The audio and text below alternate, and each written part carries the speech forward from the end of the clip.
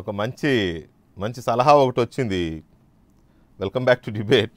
ఈ డిబేట్లో ఇప్పటివరకు మనం చేసిన ఈ ఓటు లేకపోతే ఓటు వేయకపోవడం, ఓటు నమోదు చేసుకోకపోవడం, బద్ధకంగా ఇంట్లో తన్ని పెట్టి పడుకోవడం, సెలవు దొరికింది కదా అని చెప్పేసి ఎంజాయ్ చేయడం, పబ్బులకి క్లబ్బులకి తిరగడం, ఇటువంటి వాటి మీద ఒక సలహా ఒకటి వచ్చింది. ఒక మెసేజ్ ఏంటంటే, ఓటు వేయని వారికి ఎట్లాగో రాష్ట్ర ప్రభుత్వాలు కేంద్ర ప్రభుత్వాలు మంచి మంచి సంక్షేమ పథకాలు విపరీతంగా ఇస్తున్నాయి కదా, పెన్షన్లని, నిరుద్యోగ భృతి అని, దాన్ని చాలా ఇస్తున్నాయి కదా. ఎవరైతే ఓటు వినియోగించుకోరో వారు ఆ పథకాలకు అనర్హులు అని ప్రకటించి అది అమలు చేస్తే చచ్చినట్టు ఓటేస్తారు అనేది లింక్ పెట్టాలని. రైట్, అంటే అదొక సలహా. ఏమో కొన్ని సందర్భాల్లో నిర్బంధ విద్య అనేది ఎలాగైతే పెడతామో నిర్బంధ ఓటు కూడా పెట్టక తప్పదు. ఒకటి సార్, ఈ పథకాలు ఇవన్నీ కూడా ఉన్నత శ్రేణికి సంబంధించిన వాళ్ళకి అవసరం లేదు. దానికన్నా కూడా వాళ్ళ సర్వీస్ ఉన్నాయి కదా, ఎలక్ట్రిసిటీ కట్ చేయటము, పవర్ కట్ చేయటము, వాటర్ సర్వీస్ ఇవ్వకపోవటము. అంటే మనం దీన్ని కూడా మనం ఇది చేయదు. కానీ ఇప్పుడు నిరుద్యోగ భృతి ఇస్తున్నారు మీరు, ఉదాహరణకి ఆంధ్రప్రదేశ్లో. ఓటు వేయిస్తేనే ఓటు వేయని వారికి నిరుద్యోగ వృత్తి ఆపివేస్తాం అని చెప్పంటే ఖచ్చితంగా ఇప్పుడు వచ్చిన మీరు 4 లక్షల మందికి శాంక్షన్ చేశారు కదా, ఆ 4 లక్షల ఓట్లలో కనీసం 90% పోలేదు.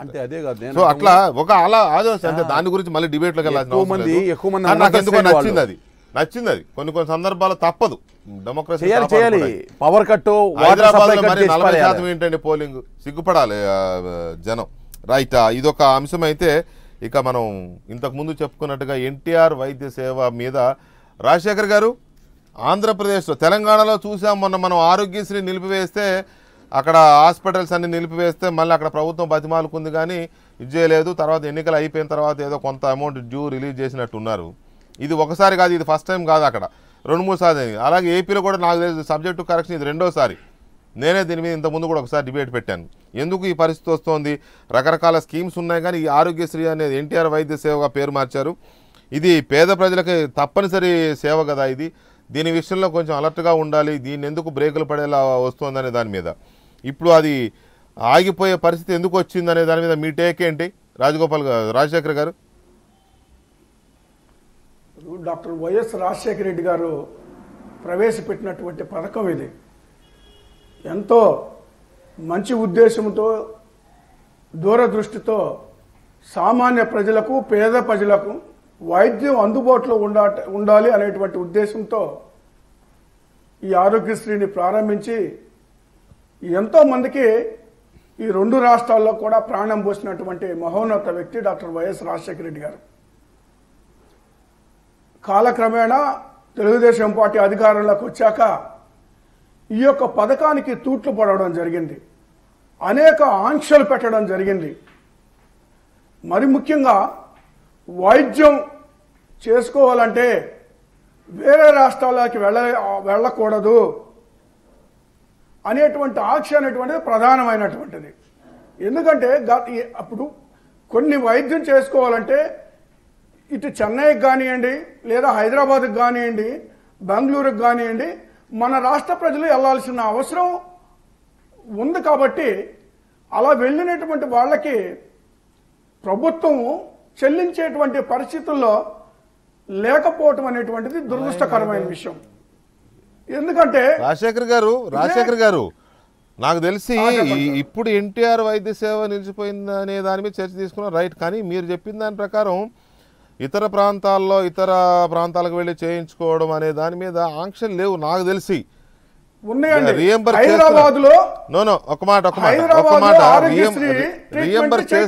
రీఎంబర్స్మెంట్ లేదండి, ఓకే, హైదరాబాద్ లో లేదండి. నేను చెప్తున్నాను, ఇక్కడ జరుగుతున్న విషయం చెప్తా ఉన్నాను నేను.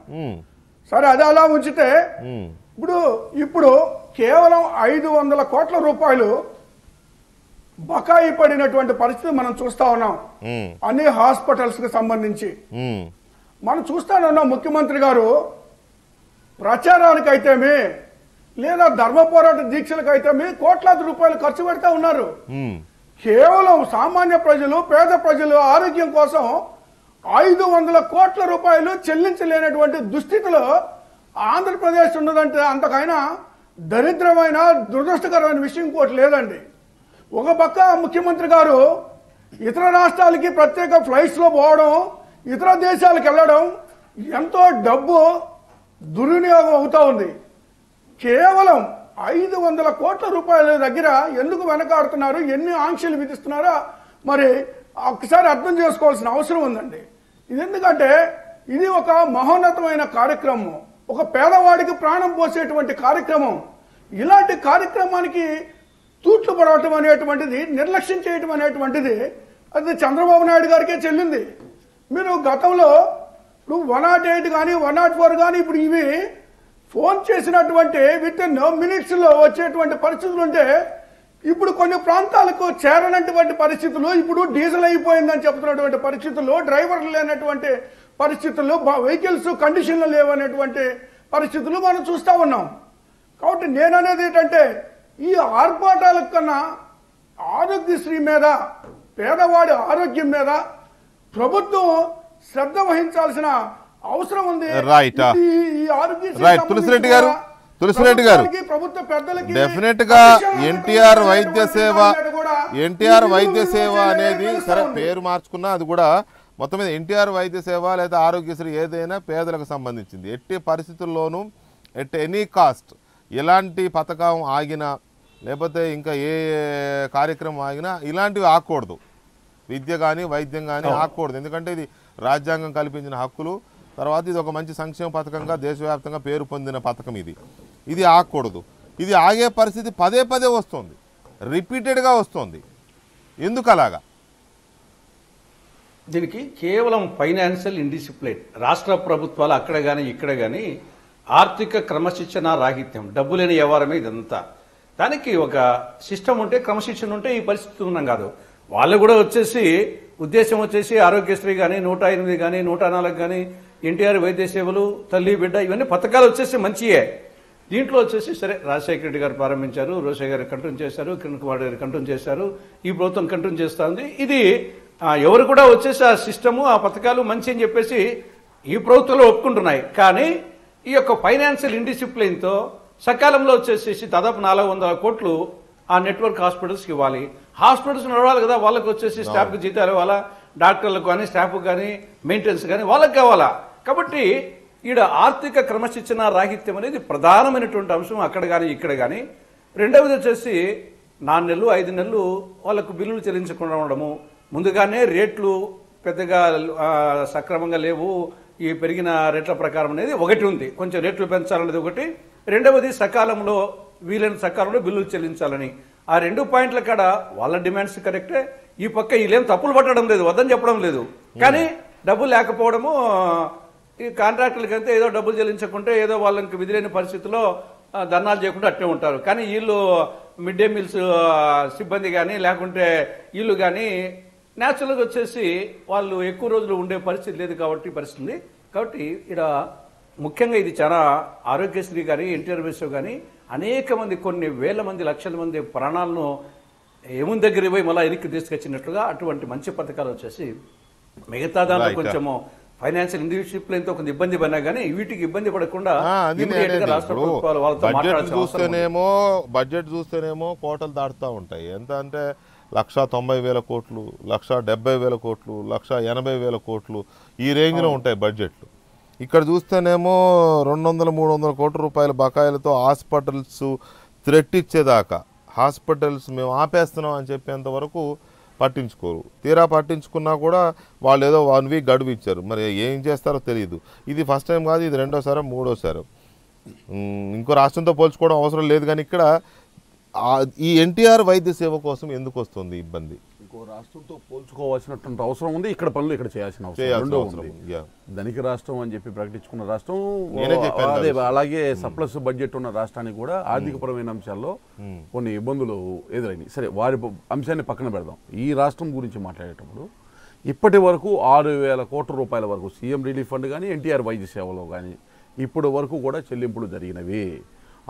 ఇక్కడ పక్క రాష్ట్రాల్లో కానీ బయట రాష్ట్రాల్లో కానీ ఎక్కడైనా బాగా నాణ్యమైనటువంటి వైద్యం చేయించుకుంటే ఎక్కడైతే ఇది ఎన్టీఆర్ వైద్య సేవకి సంబంధించిన అంశంలో డబ్బు అందట్లేదు, సీఎం రిలీఫ్ ఫండ్ ద్వారా అక్కడ కాంపెన్సేట్ అవుతా ఉంది. అసలు చేతికి వెన్నెముక లేదా అన్నట్టుగా సీఎం రిలీఫ్ ఫండ్ నుంచి ఫండ్స్ ఏదైతే ఈ వైద్య సేవలకి సంబంధించి ఇవ్వడం జరుగుతూ ఉంది ఈ చంద్రబాబు నాయుడు గారు. ఎందుకు ఇవాళ దీని నుంచి ఇవ్వకుండా దాని నుంచి ఎందుకు అంటే బయట రాష్ట్రాలు ఎక్కడైనా ఇక్కడ కవర్ కానటువంటి నేను ఇందాక అన్నది కవర్ అదే. కాని రాజశేఖర్ గారు అన్నదానికి నా సమాధానం అదే.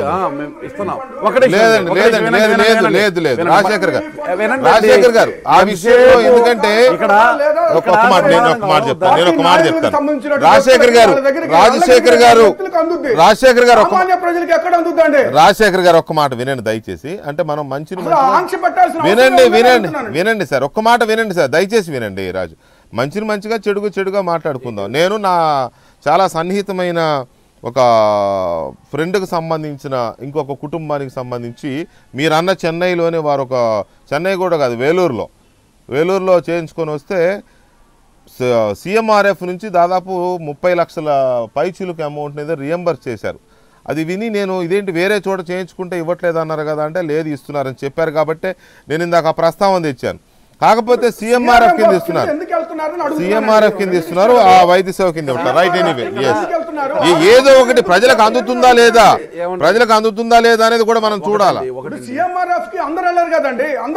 ఏముందండి CMRF వెళ్ళడానికి ఎవరైనా వెళ్ళొచ్చు. సచివాలయానికి వెళ్తే తెలుస్తుంది లేదు ఎవరికైనా సచివాలయానికి వెళ్తే ప్రజాప్రతినిధుల దగ్గరికి వెళ్తే తెలుస్తుంది. రైట్. ఇంకొకటి ఇవాళ గతంలో ఆరోగ్యశ్రీ ఉంది. దాదాపు 150 నుంచి 200 వ్యాధులు కవర్ కాని వ్యాధులు ఎన్టీఆర్ వైద్య సేవలో తీసుకున్నాం. క్యాన్సర్ లేదు గతంలో క్యాన్సర్ని తీసుకుని ఇవన్నీ తీసుకుని ముందుకు వెళ్తున్నాం. ఎవ్వరూ కూడా ఆక్షేపించాల్సినటువంటి అవసరం లేదు. ఏదైతే టెక్నికల్గా ఏదన్నా ఇబ్బంది వస్తే వచ్చి ఉండొచ్చు కావచ్చు దానికి సంబంధించిన పేమెంట్ వాళ్ళతో మాట్లాడడం జరుగుతుంది. ఏం లేదు వాళ్ళు పేమెంట్స్ రాలేదనే వాళ్ళు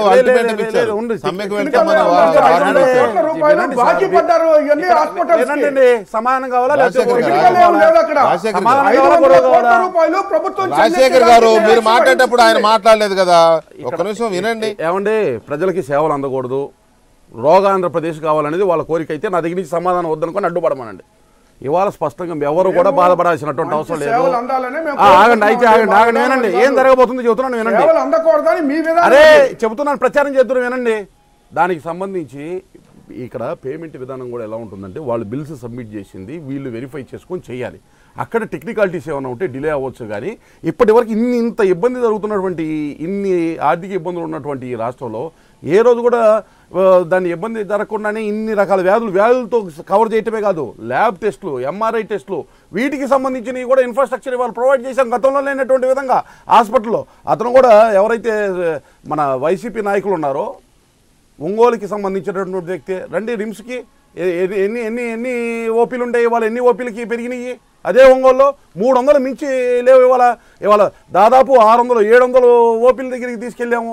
30 ఓపీల నుంచి 300 500 పెంచుకుంటే ఎందుకు పెరిగినాయి? నాణ్యమైన సేవలు అక్కడ అందియబట్టే అక్కడ ఎవరైతే వ్యాధిగ్రస్తులు వచ్చారో వారికి కావాల్సినటువంటి ఫెసిలిటీస్ ఇవ్వడం వల్లే ఇటువంటి అంశాలకు సంబంధించి ఆర్థికపరమైన అంశాల్లో కూడా కొన్ని ఇబ్బందులు ఉన్నమాట వాస్తవం. అయినా కానీ అది అడ్డుదాల కాదు. ఇక్కడ తప్పనిసరిగా దీనికి సంబంధించి ఎటువంటి అవాంతరం లేకుండా కొనసాగిస్తుంది.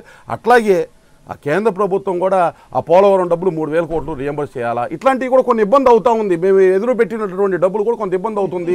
ఈ మాట కూడా అనిపించుకోకుండా చేయాలంటే అలాగే రెవెన్యూ లోటుకి సంబంధించి 16,700 కోట్లు 4,000 కోట్లు మించి రాలేదు 12,700 కోట్లు అవి కూడా కొంత అవరోధంగా ఉన్నాయి. వాటిని చేస్తే ఇంకా నాణ్యమైన ఇంకా వేగంగా అడ్వాన్స్ ఇచ్చేటటువంటి విధంగా కూడా వెళ్తాము. ఏ ఇబ్బంది లేకుండా చేస్తాం. ఆయుష్మాన్ భారత్ లో ఆగండి సార్ ఆయుష్మాన్ భారత్ లో చేరిందా ఆంధ్రప్రదేశ్ తెలంగాణ చేరలేదు. వస్తున్నానండి ఆయుష్మాన్ భారత్ కి ముందే కదా ఎన్టీఆర్ వైద్య సేవలో ఇక్కడ ఒక లిమిట్ పెట్టారు. ఆయుష్మాన్ భారత్ లిమిట్ పెట్టారు. లిమిట్లతో కాదండి ఇక్కడ పెన్షన్లు కూడా మా కాంట్రిబ్యూషన్ ఇస్తామంటున్నారు. లెస్ దాన్ 10% కేంద్ర ప్రభుత్వం నుంచి వచ్చేది 90% వదిలేయమంటారు. 100% కవరప్ చేయమనండి. అట్లా చేయలేం కదా. నేను అన్నది ఆయుష్మాన్ భారత్లో చేరి ఎన్టీఆర్ వైద్య సేవని ఆరోగ్యశ్రీని వదిలేయమని నేను అనడంలే. ఆయుష్మాన్ భారత్లో చేరితే అది ఇది క్లబ్ అయితే ప్రజలకి ఇంకా మోర్ సర్వీసెస్ అసలు అందుతాయేమో. రాష్ట్రానికి కావాల్సినటువంటి ఆయుష్కి కావాల్సినటువంటి వాటిల్లో ఇచ్చినటువంటి కమిట్మెంట్స్ అది వేరే విషయం. మళ్ళీ అది రెగ్యులర్ గా రోజు ఉన్న ఇబ్బంది. అది సార్ రైట్ చేయాల్సిన పనులు చేయమనండి. మాకు ఇబ్బంది లేదు. ఈ రాష్ట్రంలో వాళ్ళు రిలీజ్ నేను ఇక్కడ కేంద్ర ప్రభుత్వానికి మీకు మళ్ళీ లడాయి పెట్టడానికి మీ రామకోటే గారికి మీకు నేను ట్రై చేయట్లా. నేను ఆయుష్మాన్ భారత్ అనే దాన్ని కేంద్ర ప్రభుత్వం ప్రవేశపెట్టింది కదా ఆయుష్మాన్ భారత్ ఎన్టీఆర్ వైద్య సేవ రెండు జాయిన్ అయితే ఇంకేమన్నా మోర్ సర్వీసెస్ అందుతాయేమో ప్రజలకనే ఒక ఆశతో అన్నాను. లేదు, ఆ కంపాటిబిలిటీ కూడా చూస్తాము. అక్కడ ఎక్కడ ప్రాబ్లం ఏమవుతుందంటే వాళ్ళు ఎలిజిబుల్ పీపుల్ ఒకవైపు ఆరోగ్యపరంగా ప్రపంచ దేశాలన్నీ దూసుకెళ్తున్నాయి. ఒబామా కేర్ అనేది బరాక్ ఒబామా పెట్టిన దాన్ని ట్రంప్ ఏదో మార్చాడు కానీ తొలగించలే పూర్తిగా, దాన్ని ఏదో కొంచెం ఇది చేశాడు. ఇక్కడ వీళ్ళు కూడా తీసేలా, ఆంధ్రప్రదేశ్ కానీ తెలంగాణలో కానీ రాజశేఖర రెడ్డి గారు పెట్టిన ఆరోగ్యశ్రీని వీళ్ళు తీసేయాలి, కంటిన్యూ చేశారు. తులసిరెడ్డి గారు చెప్పినట్టు ఎస్ కొంత దాని మీద రిఫైన్ చేశారు, ఇంకా కొన్ని వ్యాధులు యాడ్ చేశారు, ఇంతవరకు బాగానే ఉంది. కానీ రిపీట్గా దానికి బ్రేకులు పడుతున్నాయి అక్కడక్కడ. మళ్ళీ ఒక నెల రోజుల తర్వాత స్ట్రైక్, వారం రోజులు 10 రోజులు స్ట్రైక్ చేసిన తర్వాత మళ్ళీ స్టార్ట్ అవుతుంది. ఈ ఇబ్బంది ఎందుకు వస్తుంది అనేది మీరేమైనా అనలైజ్ చేయగలరా?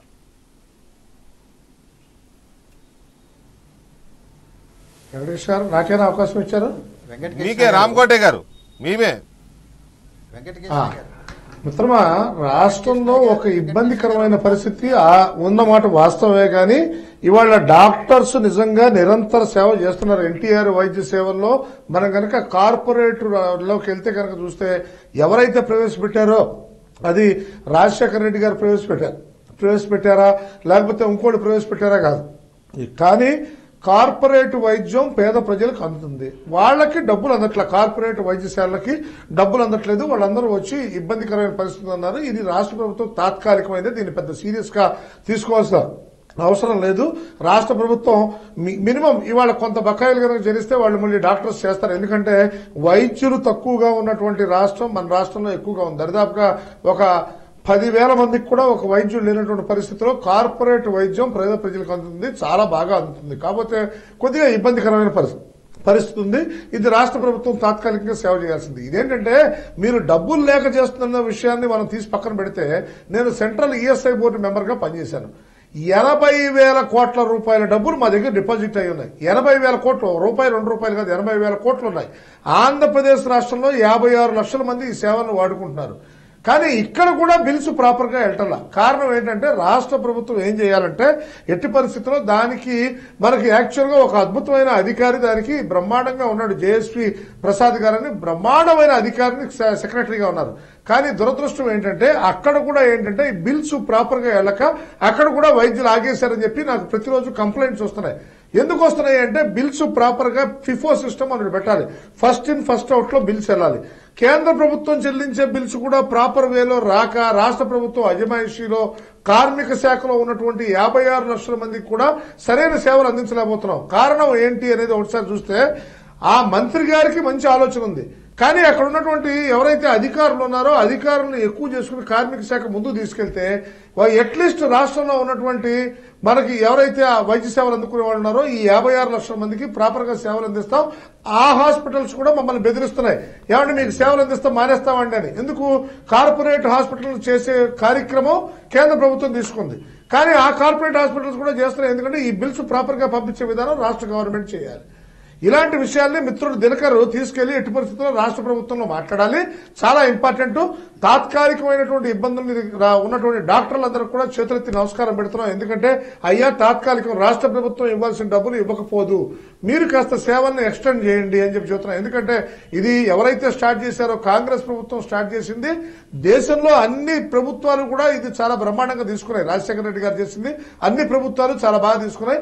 500 కోట్ల బకాయిలు ఇవ్వటం అనేది ఇమీడియట్ గా తక్షణ సౌకర్యంగా రాష్ట్ర ప్రభుత్వం ఇమీడియట్ గా దాని మీద దృష్టి సారించాల్సిన అవసరం ఉంది. ఫైనాన్స్ ఇబ్బంది ఉంది, కానీ అక్కడ పనిచేసేటువంటి వాళ్ళు చాలా సిన్సియర్ గా పనిచేస్తున్నారు.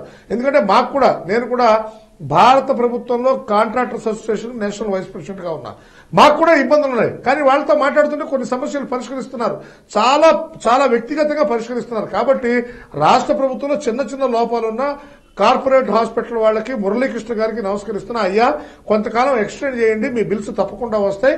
ఇవి వ్యవస్థలో ఉన్నటువంటి అవస్థల్ని ఎట్టి పరిస్థితుల్లో ముఖ్యమంత్రి గారు సమీక్షిస్తే తప్పకుండా ఈ సమస్య పరిష్కారం అవుతుందని నేను కోరుకుంటున్నాను. అంతేగాని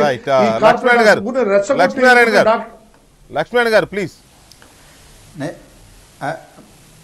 మరి ఇక్కడ వైద్యం ప్రాథమిక హక్కు, ఆరోగ్యాన్ని పరిరక్షించాల్సిన బాధ్యత ప్రభుత్వాల పైన ఉన్నది. ఇవాళ ఒక ప్రత్యక్ష ఉదాహరణ నేను ఈ విషయంలో మీ దృష్టికి తీసుకురాదలిచాను. పేమెంట్స్కి సంబంధించి బిల్లుల చెల్లింపుకు సంబంధించి క్షమించరాని జాప్యం జరుగుతున్నది. దానికి నేనే ఒక ప్రత్యక్ష ఉదాహరణ. నేను ఒక సర్జరీ చేయించుకున్న విషయం మీకు తెలుసు. అవును. ఆగస్టు 31 ఆన్లైన్ క్లెయిమ్స్ అన్నీ ఆన్లైనే పోతాయి. ఆగస్టు 31వ తారీఖున అప్రూవ్ చేశారు CEO. ఇవాళ 4.5 మాసాలు అయిపోయింది, బిల్లు పేమెంట్ జరగలేదు, రియంబర్స్మెంట్ జరగలేదు. కార్పొరేట్ హాస్పిటల్స్కు బిల్లులు లక్షల సంఖ్యలో పెండింగ్ ఉంటున్నది. అందుకని అది తెలంగాణ ఆంధ్రప్రదేశ్ అనేది కాదు. ఇవాళ వాళ్ళు బిల్లులు పేమెంట్ రావడం లేదు కాబట్టి వీటిని కేసులను స్వీకరించి ట్రీట్ చేయడానికి వెనకాడుతున్నటువంటి మాట వాస్తవం. దీనికి ప్రథమ ప్రాధాన్యత ఇచ్చి విద్యకు వైద్యానికి నిధుల కేటాయింపుకు సంబంధించి రాష్ట్ర ప్రభుత్వాలు ప్రథమ ప్రాధాన్యత ఇవ్వాలి. ఎందుకంటే ఇంకో వేరే వాటికి కాస్త ఆలస్యమైన ఇబ్బంది ఉండదు, కానీ ఇది ప్రాణాలతో ముడిపడినటువంటి ఆరోగ్యంతో ముడిపడినటువంటి సమస్య. దానికి 500 అవుతుందా 1000 కోట్లు అవుతుందా సమస్య అది కాదు. గవర్నమెంట్ నిధులు విడుదల చేయడంలో కొన్ని ఇబ్బందులు ఆంధ్రప్రదేశ్కు ఉండవచ్చు. ఎందుకంటే అప్పుల్లో ఉన్నది, విభజనతో ఆర్థిక ఇబ్బందులు ఉంది, కష్టాలు ఉన్నాయి, కేంద్ర ప్రభుత్వం నుంచి నిధులు సక్రమంగా రావడం లేదు. కానీ ప్రాధాన్యత క్రమం చూసుకున్నప్పుడు ఆరోగ్యానికి విద్యకు ఇటువంటి వాటికి రాష్ట్ర ప్రభుత్వం క్రమశిక్షణతో కేటాయింపులు చేయాల్సిన అవసరం ఉంది. ఒకటి. రెండవది, నిధులున్నప్పటికీ ట్రస్ట్ సక్రమంగా వినియోగిస్తున్నదా లేదా. ఎందుకంటే ఒకటి, ఇక్కడ ఎంప్లాయీస్ ప్రీమియం చెల్లించి ఈహెచ్ఎస్ అనేటువంటిది వేరే, వాళ్ళు ఎవ్రీ మంత్ ప్రీమియం చెల్లిస్తారు, అది ఇన్సూరెన్స్ మాత్రమే. ఆ కేసులు కూడా ఎందుకు రియంబర్స్మెంట్ జరగడం లేదు. ఆరోగ్యశ్రీ కింద ఉచితంగా వైద్య సేవలు అందించేటువంటి వాటికి చెల్లింపులు అనేది ఒక భాగం, ఈహెచ్ఎస్ కింద ప్రీమియం వసూలు చేసి ఇన్సూరెన్స్ కింద ఉన్నటువంటి వాటికి కూడా చెల్లింపులు లేవు. అందువల్ల దేర్ ఈజ్ సంథింగ్ రాంగ్. నిర్వహణ లోపాలు అనేటువంటివి ఉన్నాయనేది చాలా స్పష్టంగా గుర్తించాలి, వాటిని రెక్టిఫై చేసుకోవాల్సినటువంటి అవసరం ఉందనేది నా అభిప్రాయం. Right sir. ఫైనల్గా ఒక మాట, రామకోటే గారు ఒక మెసేజ్ చెప్తాను మీకు. మీరు ఏదైతే ఆయుష్మాన్ భవ పెట్టారో ఆయుష్మాన్ భవలో ఉన్న కండిషన్లు పాస్పోర్ట్లు వీసాల కండిషన్ల కంటే కఠినంగా ఉన్నాయంట. ఒక వ్యూయర్ పెట్టిన మెసేజ్ అది, అదేదో చూడండి. Anyway, thank you very much Ramakote garu, Rajasekhar garu, Tulasireddy garu and Lakshman garu. Thank you very much sir. Dinakar garu ధన్యవాదాలు. ఇది ఇవాళ డిబేట్. మళ్ళీ రేపు కలుద్దాం.